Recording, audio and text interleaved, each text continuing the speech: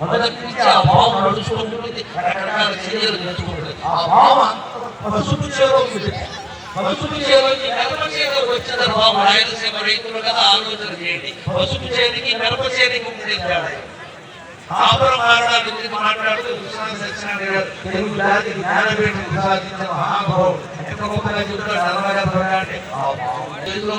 అందులో పెట్టేసి ఎంతమంది బట్ట మీద పైకి అయిపోయారు, ఎంతమంది చిటికిన మీద ఇంటికి ఈ దరిద్రపు లెక్కలు మొదలయ్యాయి.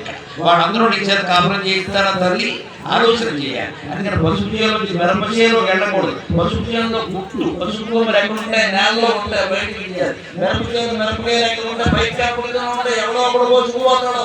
కాపురం మారాలంటే అంతే లెక్క. అంతేకాదు పసుపు చేలో సారు ఉంటుంది ఇక్కడ నాగరిశాల, అది కొంచెం ఇలా పూర్తిగా విశాలంగా ఉంటుంది. పాము ఖచ్చితంగా అందులోంచి ఇలా బాత్రూమ్ వెళ్ళి తప్పించుకోగలదు. మిరప చేయాలి సాక్ష్యంగా